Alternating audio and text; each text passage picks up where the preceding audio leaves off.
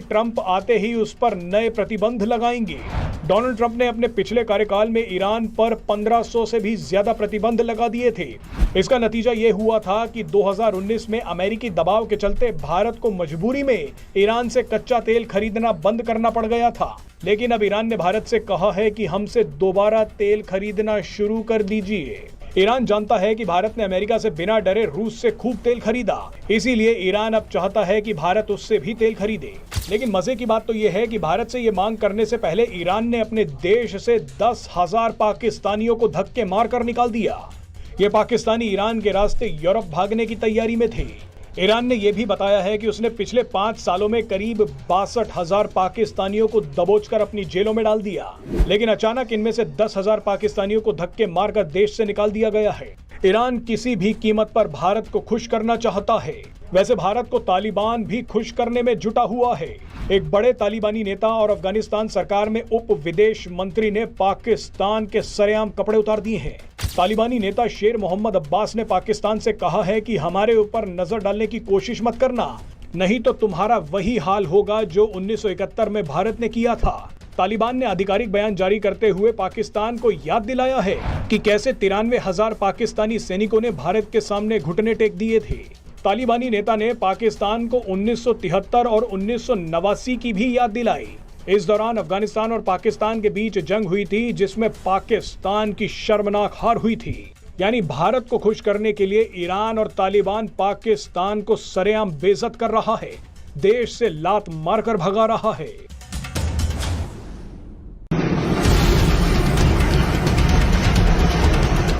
Israel ने एक ऐसा तगड़ा खेल किया है जिस पर किसी का ध्यान ही नहीं गया।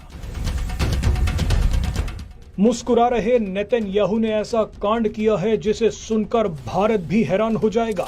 इजराइल चुपचाप कई देशों पर कब्जा कर चुका है। इजराइल ने भारत को दिखाया है कि बांग्लादेश का असली इलाज क्या है। अगर भारत ने इजराइल वाली रणनीति पर काम किया तो ना बांग्लादेश बचेगा और ना ही पाकिस्तान।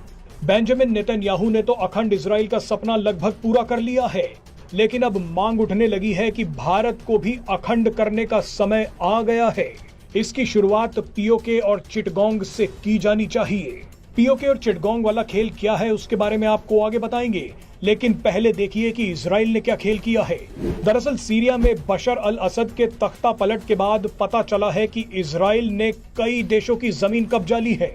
पिछले 1 साल में इजराइल ने हमास और हिजबुल्लाह का अंत कर दिया है, पड़ोसी लेबनान के इलाकों पर कब्जा कर लिया है, पूरे के पूरे गाजा को भी कब्जा लिया है और अब तो इजराइल ने सीरिया के इलाकों पर भी चढ़ाई कर दी है।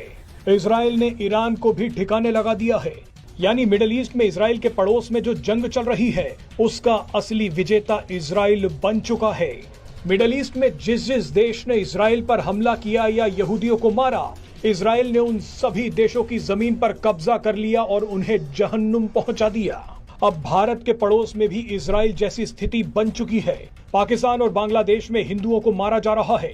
पाकिस्तान और बांग्लादेश भारत को हमले की धमकी दे रहे हैं। ऐसे में कई एक्सपर्ट्स का कहना है कि भारत को बांग्लादेश से चिटगोंग और पाकिस्तान से पीओके छीनना होगा। मजे की बात देखिए कि इस दिशा में हवा चल भी रही है। बांग्लादेश में खालिदा जिया की बीएनपी पार्टी प्रोटेस्ट कर रही है कि अगर भारत ने चिटगोंग पर कब्जा किया तो हम बंगाल, ओडिशा और बिहार पर हमला करेंगे। इस धमकी से ये बात पता चलती है कि भारत चिटगोंग में कुछ न कुछ कांड कर सकता है, तभी तो बांग्लादेश में इसका विरोध हो रहा है। भारत पाकिस्तान को तोड़कर बांग्लादेश बना चुका है, लेकिन अब बांग्लादेश को तोड़ने की बारी आ गई है। भारत अगर चिटगोंग पर कब्जा कर लेता है तो वो बहुत बड़ी रणनीतिक जीत हो सकती है। पीओके में भी ठीक यही परिस्थिति बनती दिख रही है। अखंड भारत के लिए भारत को पूरे पाकिस्तान और बांग्लादेश की जरूरत नहीं है। हमें ये निकम्मे देश पूरे के पूरे नहीं चाहिए, लेकिन इन दोनों देशों के रणनीतिक इलाकों को तोड़ा जा सकता है।